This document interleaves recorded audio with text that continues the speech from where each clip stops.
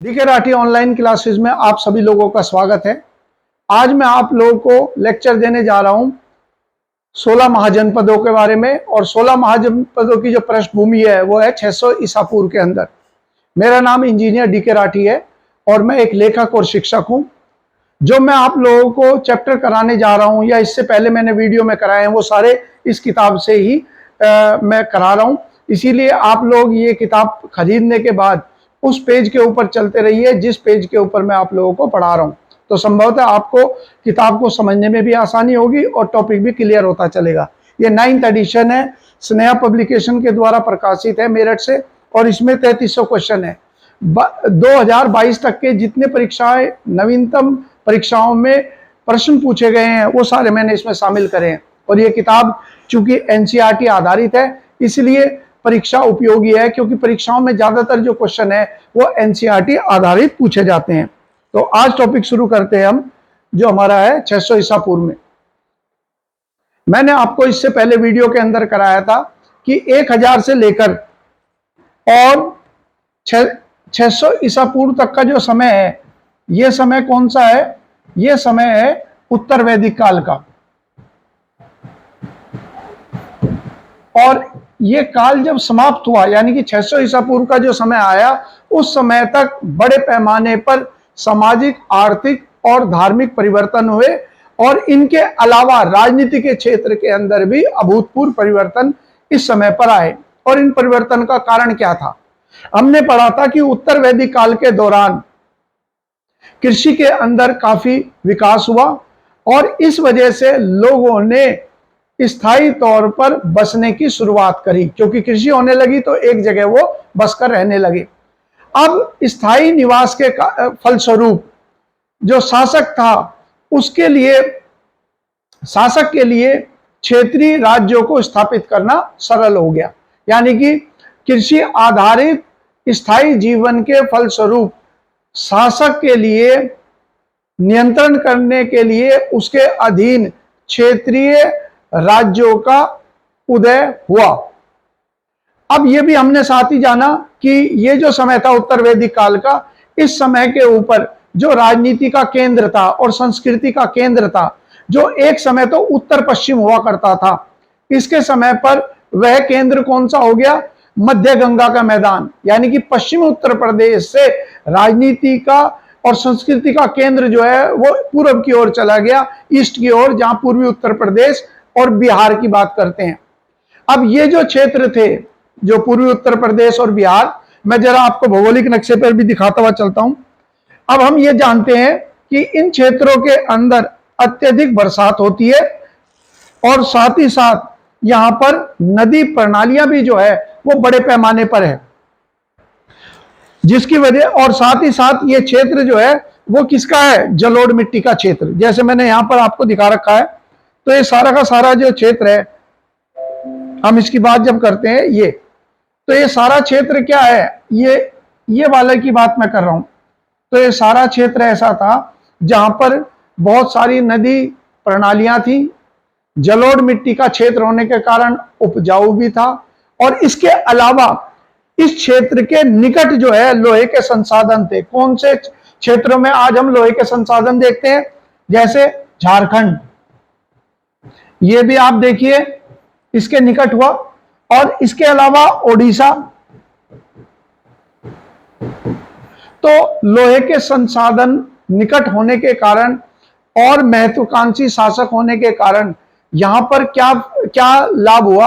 लाभ इनको ये हुआ कि इन्होंने लोहे के औजारों से और उनके शस्त्रों के द्वारा अपने जो छोटे छोटे क्षेत्रीय प्रदेश थे उन प्रदेशों को विशाल प्रदेशों में परिवर्तित करना शुरू कर दिया, और इन्हीं विशाल प्रदेशों को महाजनपद का नाम दिया गया। और इस प्रकार से अब जो है, अब 16 महाजनपदों का उदय हुआ, जिनका उल्लेख जो है मैं आप लोगों को यहां पर कराता हुआ चलूंगा। तो पृष्ठभूमि हमारी क्लियर होगी। और ये जो 16 महाजनपद थे, इन महाजनपदों में से अधिकांश जो थे, एक को छोड़कर, अपवाद को छोड़कर, बाकी सारे जो है ये नर्मदा नदी है जो दिखा रखा है मैंने, और यहीं पर ही विंध्याचल पहाड़ियां हैं इसके नर्मदा के समानांतर उत्तर में। तो अधिकांश जो महाजनपद थे वो कहां पर थे? नर्मदा नदी या विंध्याचल के उत्तर में, अर्थात बिहार से लेकर, और यदि हम इधर चलें अफगानिस्तान में, यानी कि पाकिस्तान और अफगानिस्तान होते हुए, तो ये पूरा क्षेत्र था जिस क्षेत्र के अंदर इन महाजनपदों का विस्तार हुआ। इस प्रकार से महाजनपदों का जो विस्तार है वो हम देखते हैं उत्तर भारत के मैदानों में पूर्ण मुख्य रूप से हुआ, जिसकी जो चूंकि यहां पर परिस्थितियां अनुकूल थी। और इनमें से जो महाजनपद थे, इनमें से अधिकांश कैसे थे? इनमें से अधिकांश जो है राजतंत्र थे, यानी कि यहां पर जो शासक थे वो वंशागुणत शासन करते थे। परंतु यहां पर कुछ ऐसे भी थे जिनको गणतंत्र कहा जाता है। गणतंत्र का क्या अर्थ हो गया? जैसे क्वेश्चन आया लोक सेवा आयोग, यूपी लोक सेवा आयोग के अंदर कि निम्न में से कौन सा गणतंत्र था। तो देखिए, गणतंत्र का मतलब यहां पर जो हम पढ़ रहे हैं, यानी कि 600 ईसा पूर्व का काल, तो गणतंत्र का तात्पर्य है कि राजा का चुनाव होता था और राजा एक परिषद या एक सभा की मदद से शासन को संभालता था, और उस परिषद या सभा के अंदर उस क्षेत्र के परिवारों के या कुलों के जो प्रमुख कुल और परिवार थे उनके मुखिया उसके सदस्य होते थे। हालांकि ये तो नहीं कह सकते कि यहां लोगों को चुनाव का अधिकार था, परंतु कुछ हद तक वहां पर राजा के ऊपर अंकुश अवश्य था। इस तरीके की व्यवस्था को जो है उस समय पर गणतंत्र कहा जाता था। तो हम एक एक करके इनके बारे में देखते हैं।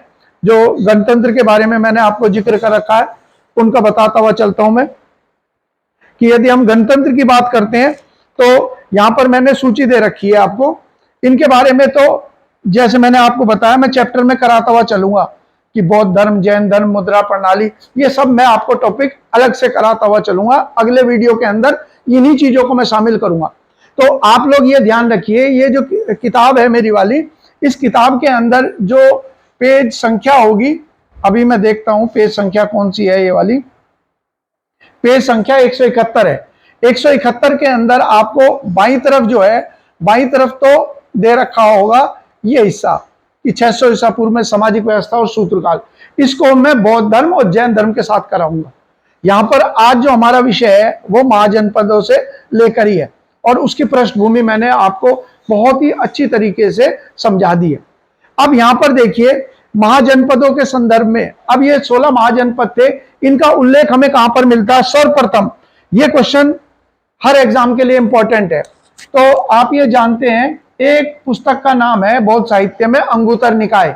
आगे मैं आप लोगों को जब कराऊंगा तो आप पढ़ेंगे कि बौद्ध जो धार्मिक ग्रंथ है उनको पिटक कहते हैं।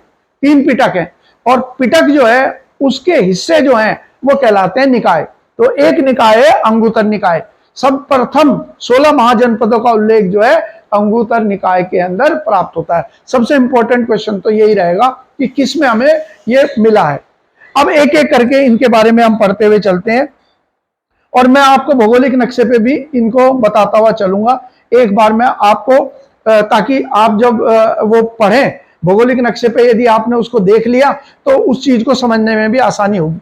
जैसे यहाँ महाजनपद है, मगध महाजनपद हो गया, गांधार, कुरु, पंचाल, कौशल। आपको क्या करना है, मैं आधुनिक भी बताता हुआ चलूंगा इनके बारे में, वो आप चाहे लिख लेना। और साथ ही साथ इनमें कुछ क्वेश्चन ऐसे आ जाते हैं कि उनके शासकों के नाम पूछ लेते हैं। कई बार एग्जामों के अंदर ऐसे भी क्वेश्चन आते हैं। राजधानी का सवाल आता है, दूसरा आ जाता है इनके शासकों का नाम, और आधुनिक समय पर कहां कहां पर ये स्थित है। अब देखिए, मैं यहां पर आपको जो भौगोलिक नक्शा है उसके ऊपर आपको दिखा देता हूं। यहां आपको बहुत अच्छे से दिखाई देगा। देखिए, ये जो महाजनपद थे, इनमें सबसे ज्यादा महाजनपद जो है आधुनिक उत्तर प्रदेश में अवस्थित थे भौगोलिक रूप से, और इसमें से 3 जो थे वो आधुनिक बिहार में स्थित थे।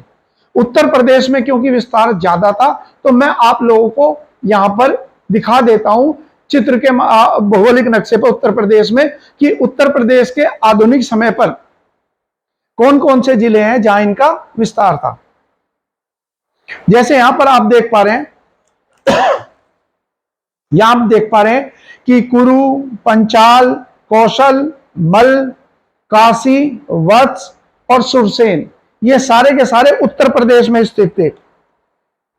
यहां पर देखते हुए चलिए, यहां पर और भी अच्छे से आपको मैं समझा पाऊंगा, क्योंकि मेरी आदत है कि कोई भी चीज जो है भौगोलिक नक्शे पे मैं ये समझाता हूं। और मुझे स्वयं जब मैं खुद पढ़ाई करता था तो मुझे भी लगता था कि अगर नक्शे पे मुझे बताया जाता है तो उस चीज को मैं लंबे समय तक स्मरण कर पाता हूं।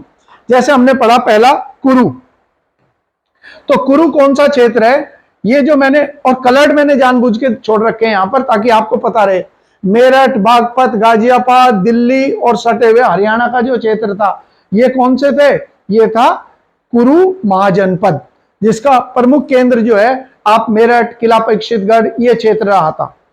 दूसरा जो बताया वो है पांचाल। पांचाल कौन सा है, ये बरेली, बदायूं का जो क्षेत्र है, ये सारा का सारा कहलाता था पांचाल। तो यहां पर तो हो गया, इधर की तरफ तो हम लिखेंगे कुरु, इधर बरेली की तरफ पांचाल, या पंचाल लिखें या पांचाल करें, कोई सा भी हो सकता है।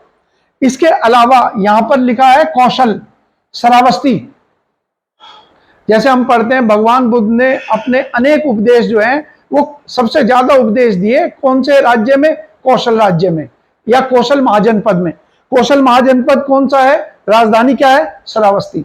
और यहां पर आप देख रहे हैं लिखा हुआ नेपाल, यानी कि ये सारा का सारा क्षेत्र पीलीभीत, लखीमपुर खीरी, बहराइच, श्रावस्ती, बलरामपुर, सिद्धार्थनगर, महाराजगंज और कुशीनगर, ये सारा उत्तर प्रदेश का तराई का क्षेत्र कहलाता है। तराई का मतलब तर, यानी कि हिमालय की पहाड़ों से सटा हुआ वो मैदानी क्षेत्र जहां पर पूरा क्षेत्र एक समय जलमग्न था, पानी से तर था, उसी को तराई कहते हैं।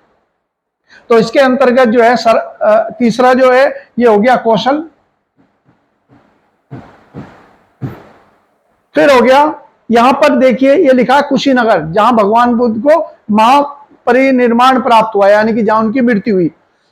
कुशीनगर और देवरिया बिहार से सटे हुए, जैसे यहां राज्य जो है पड़ोसी हमारा बिहार राज्य है, तो बिहार राज्य से सटे हुए दो जिले हैं जो, और ये क्या कहलाते थे, मल। तो यदि ये सवाल आएगा कि भगवान बुद्ध की अंत्येष्टि कौन से महाजनपद के अंदर हुई, तो मल जो महाजनपद था उसने बड़े ही सम्मान के साथ भगवान बुद्ध की अंत्येष्टि करी थी, क्योंकि उनकी मृत्यु कहां हुई थी, कुशीनगर के अंदर। इसके अलावा यहां पर है वाराणसी, जिसको काशी भी बोलते हैं, जिसको बनारस भी कहते हैं प्रेम से। ये काशी का जो क्षेत्र है जहां से हमारे माननीय प्रधानमंत्री नरेंद्र मोदी जी सांसद हैं, वो क्षेत्र जो है वाराणसी का, इसको क्या कहा जाता था, पुराना नाम क्या है, काशी। ठीक हो गया। एक महाजनपद जो है, जब हम वाराणसी से इधर की तरफ चलेंगे तो प्रयागराज के पास पड़ता है कौशाम्बी। ये क्षेत्र कौन सा था, कौशाम्बी वाला, इसको कहते थे वत्स।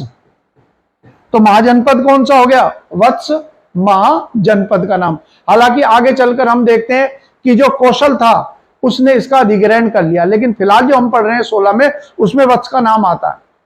इसके अलावा एक नाम आता है चेदी। ये जो चेदी महाजनपद है ये पड़ता है आज के बुंदेलखंड में। और बुंदेलखंड का क्षेत्र कौन सा कहलाता है, बुंदेलखंड के अंतर्गत जो जिले आते हैं उनमें यूपी के ललितपुर, झांसी, महोबा, हमीरपुर आदि है। और इसके साथ सटा हुआ जो राज्य है, पड़ोसी राज्य मध्य प्रदेश, उसके जिले आ जाते हैं। तो यदि मैं एक सर्किल खींच दूं, यहां पर सेंटर यहां पर लेकर झांसी को, और एक गोला खींच दूं, तो मध्य प्रदेश के जिले और यूपी के जो जिले हैं वो कहलाता है बुंदेलखंड। तो यहां पर चेदी महाजनपद था। इसके अलावा यहां पर है एक मथुरा, इसको मैंने कलर करना भूल गया, यह मथुरा। मथुरा में कौन था, सुरसेन।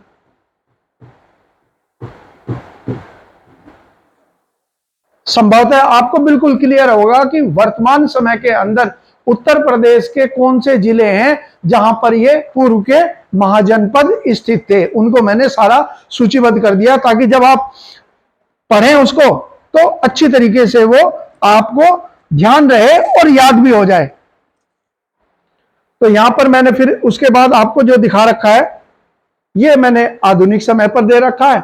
यहां पर आप ये देख सकते हैं। तो जो उत्तर पश्चिम है, ये इलाका जो काम्बोज लिखा हुआ है, ये जो क्षेत्र है ये पड़ता है यहां पर, तो ये है अफगानिस्तान। और यहां पर जो पड़ता है ये है नापाक, ठीक है, जिसे कुछ लोग पाकिस्तान कहते हैं, लेकिन हम भारतीय तो जानते हैं कि क्योंकि इनके इरादे भारत को लेकर हमेशा नापाक रहे हैं, इसीलिए मैं इसको क्लास में भी जब पढ़ाता हूं तो नापाक ही बोलने का प्रयास करता हूं। गलती से कभी कभार पाकिस्तान या पाक निकल जाता है, तो नापाक। तो काम्बोज का जो क्षेत्र था ये आधुनिक अफगानिस्तान और नापाक, और ये कश्मीर का जो क्षेत्र है हमारा, ये पूरे के पूरे क्षेत्र जो था ये था काम्बोज महाजनपद। गंधार जो है या गांधार जो है ये महाजनपद पड़ता है आज की तारीख में, जहां पर पाकिस्तान नापाक के अंदर है रावलपिंडी तक्षशिला विश्वविद्यालय, वो क्षेत्र जो है उस समय गांधार कहलाता था। और ये मैंने आपको बता दिए कुरु, पंचाल, कौशल, मल, काशी, वत्स, सुरसेन और चेदी, मैंने बताया ये उत्तर प्रदेश से संबंधित है। हमारे पड़ोसी राज्य जो बिहार है उसके अंदर कौन से, उसमें 3 है।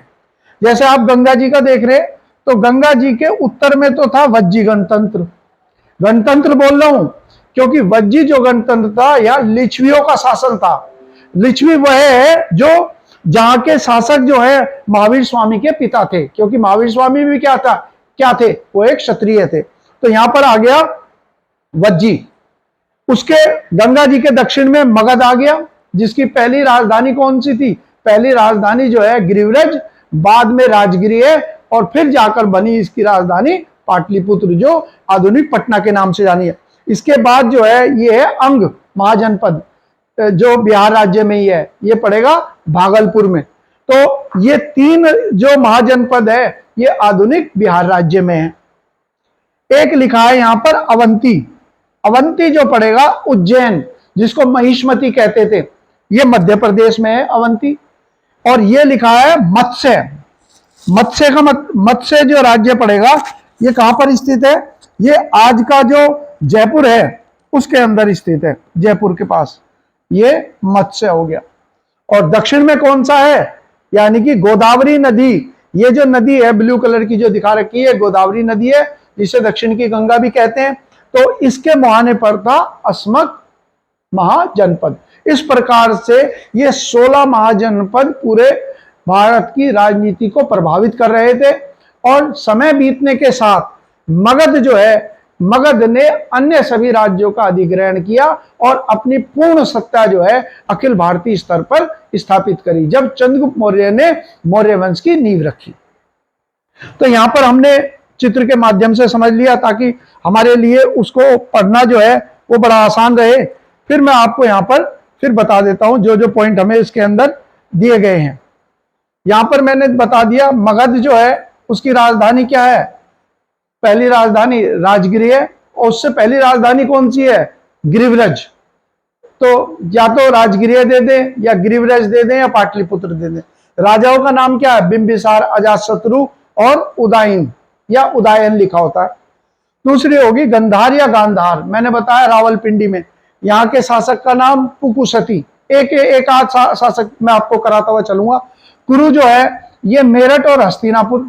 यहाँ के शासक का नाम, जो भी सनातन धर्म का अध्ययन करते हैं धार्मिक पुस्तकों में इन राजाओं का नाम आता है। नीचक्षु का नाम आएगा, परीक्षित का नाम आएगा, जन्मजय का नाम आएगा। इन्होंने कई प्रकार के यज्ञों का आयोजन जो है वो धार्मिक रीति रिवाज के साथ में किया।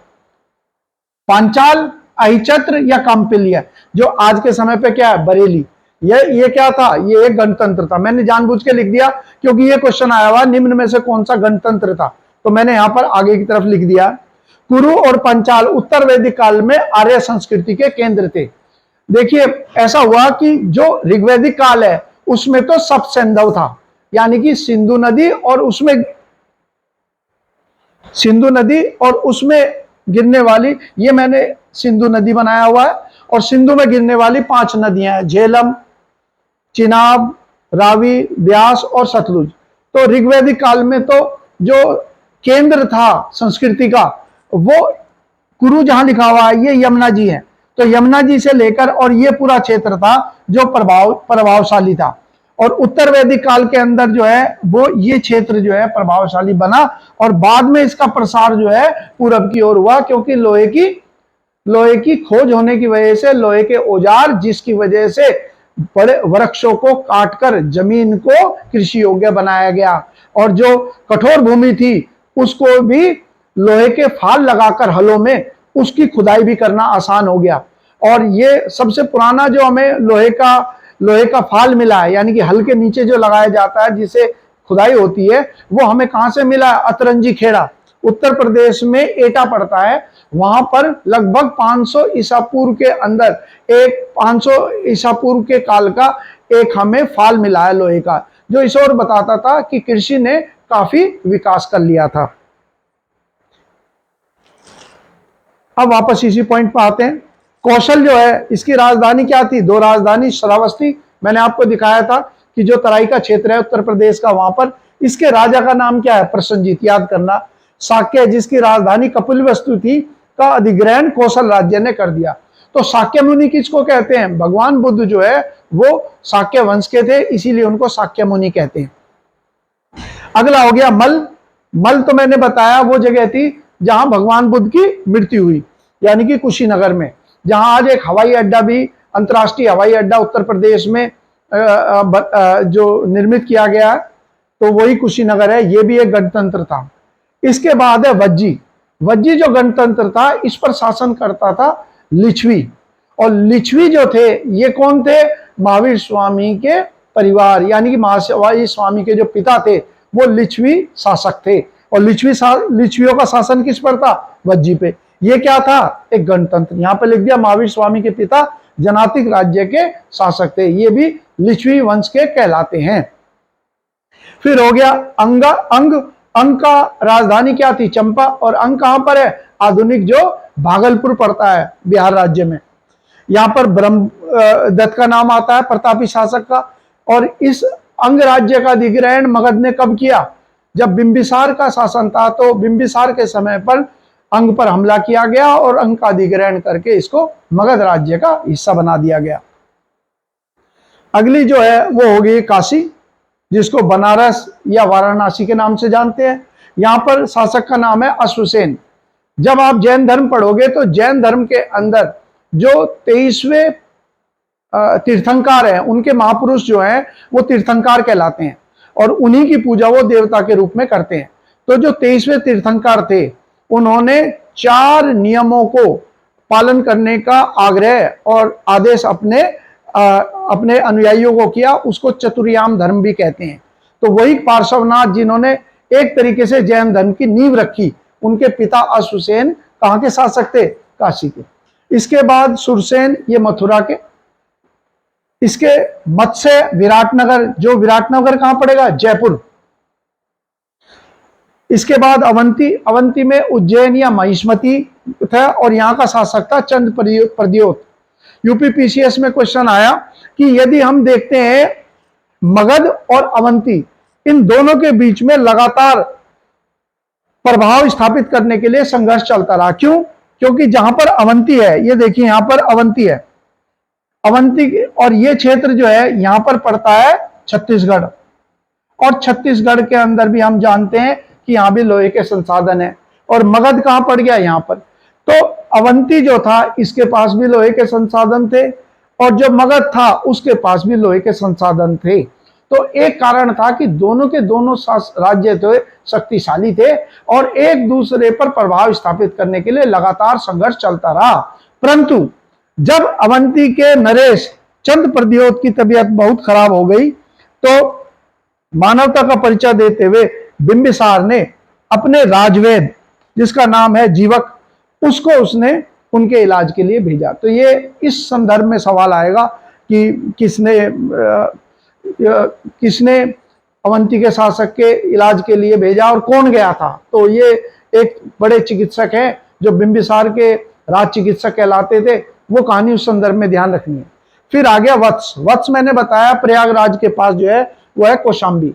यहाँ का शासक था उदयन। उदयन का नाम जो है आपने जब पढ़ोगे तो एक जगह तो आप पढ़ोगे उदयन का नाम मगध में। कब पढ़ोगे? कि बिंबिसार हिरण्यक वंश का, उसका बेटा अजातशत्रु, अजातशत्रु के बाद कौन आएगा? उदयन। तो एक नाम कई लोगों के हो सकते हैं, इसीलिए उदयन जो है वो कहां का शासक था? वत्स का। एक क्वेश्चन मैं आपको कराऊंगा और ये आया हुआ है कि निम्न में से कौन सा शासक ऐसा है जो भगवान बुद्ध का समकालीन नहीं है? तो उसमें उदयन का नाम भी दिया हुआ था। उदयन भी भगवान बुद्ध का अनुयायी था, वो उदयन नहीं जो अजातशत्रु का पुत्र था। देखिए ऊपर की तरफ लिख रखा है। इन चीजों को क्लियर करते हुए चलेंगे तो आपको इतिहास समझ में आता हुआ। यहां उदयन, उदयन या उदयन, एक इसको उदयन भी लिख सकते हैं हम। यहां पर जो है ये उदयन या उदयन कुछ भी लिख सकते, वो भी तो एक ही नाम है दोनों के दोनों, परंतु दोनों की समय काल अलग है और दोनों के प्रभाव का क्षेत्र भी अलग है। और यहां पर लिखा उदयन और चंद प्रयोत की जो पुत्री थी वासवदत्ता, उनके प्रेम संबंधों पर उदयन वासवदत्ता नाम की एक रचना लिखी है महाकवि भास ने। जब हम संस्कृति के बारे में पढ़ेंगे तो महाकवि भास का नाम आएगा। और यह कथा उज्जैन से संबंधित है। ऐसे सवाल लोक सेवा आयोग, मध्य प्रदेश लोक सेवा आयोग, उत्तर प्रदेश लोक सेवा आयोग में इस तरीके के सवाल आते हैं। फिर हो गया चेदी वंश, हमने पढ़ा था चेदी वंश कहां पर था? चेदी वंश का जो प्रभाव था बुंदेलखंड के अंदर था। और यहाँ पर सुक्तिमती या सोतिमती जो है वो कोई नगर था जो इनकी राजधानी थे। यहाँ पर नाम आ गया शिशुपाल का, ये वही शिशुपाल है जिसका वध भगवान श्री कृष्ण ने करा। आगे कंबोज, इसकी राजधानी राजपुरा, ये पुंछ, राजौरी और जो अफगानिस्तान का क्षेत्र है जो मैंने आपको भौगोलिक नक्शे पे भी दिखाया था, वहां पर इसकी राजधानी अवस्थित थी। ये भी एक गणतंत्र था।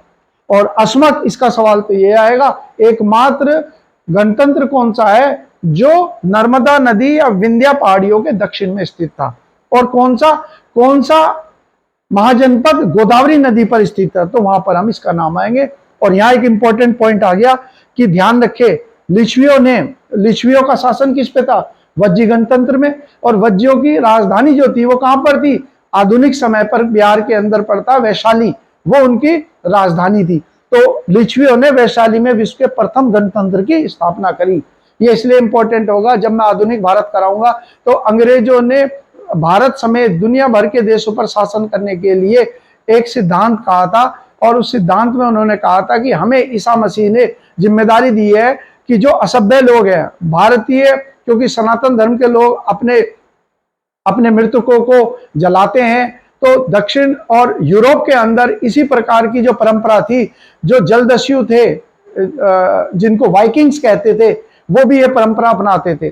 तो उनके साथ भी यूरोप के लोगों ने संघर्ष किया, तो उनको भी उन्होंने असभ्य कहा, क्योंकि वो भी अपने देवताओं को पूजते थे। और बाद में उन्हें ईसाई मत में परिवर्तित किया। तो अंग्रेजों ने भारत में शासन करते टाइम जब ये कहा कि हम आपको लोकतंत्र और गणतंत्र की व्यवस्था दे रहे हैं, तो भारतीयों को ये पता चला। कब? क्योंकि अंग्रेजों ने ही भारत की पुराने ग्रंथों का अंग्रेजी में अनुवाद करा, जिससे हमें भी पता चला कि जिस चीज को अंग्रेज कह रहे हैं कि हमने प्रारंभ किया, वो संभवतः हमारे यहाँ प्राचीन काल से ही परंपरा में था। तो आज का हमारा टॉपिक जो है वो कंप्लीट होता है। अगला जो वीडियो होगा उसके अंदर में बौद्ध धर्म, जैन धर्म, यानी कि धर्म से संबंधित जो 600 ईसा पूर्व में है उनके बारे में, इसके अलावा सूत्र साहित्य के बारे में, साथ ही साथ आश्रम व्यवस्था के बारे में, पुराणों के बारे में, वो भी काफी इंपॉर्टेंट होगा। और आप सभी लोगों ने मेरा वीडियो देखा, इसके लिए आपका धन्यवाद और आभार। और आपसे अनुरोध है कि मेरे वीडियो को ज़्यादा से ज़्यादा आप लोग लाइक कीजिए, शेयर कीजिए और सब्सक्राइब भी कीजिए। धन्यवाद।